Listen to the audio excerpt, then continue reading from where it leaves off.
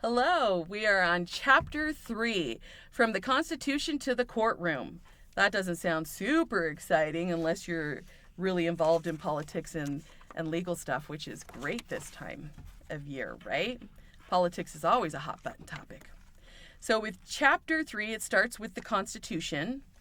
It will go over several U.S. mandated and government branches. It will talk about how the House and Senate kind of breaks down, representatives, and why in healthcare does that matter to us, right? I don't care about politics. Why does that matter? Well, it does matter. Abortion topics are huge, right? And that's all legal. They're trying to change it from federal to state to local rules and regulations, and that changes all the time.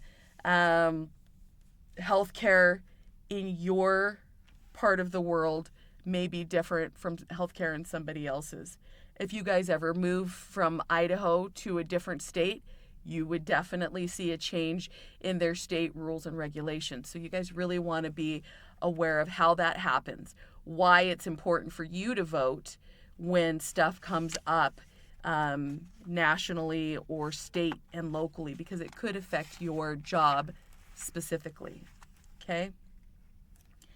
Administrative and common laws, distinctions between civil and criminal laws, what makes it a criminal violation versus a civil violation.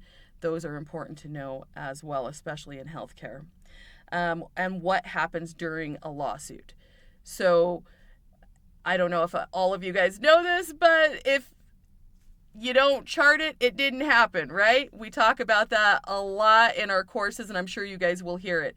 If it is not charted down correctly or not put in their chart that you gave XYZ medications or you did XYZ health parameters or coverage, they can say that it never happened, even if you know that it did or that you gave them that medication.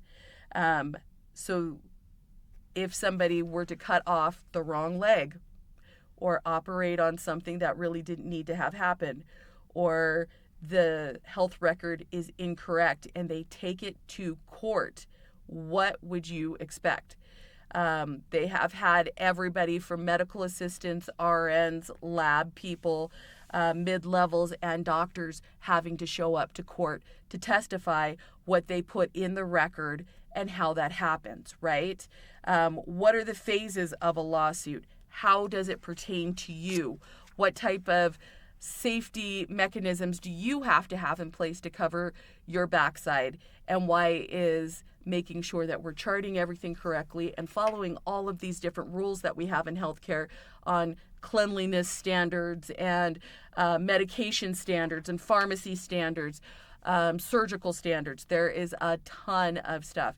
If anything isn't followed properly, if the counts aren't done correctly in a surgery, you could be called as a witness in a court or lawsuit.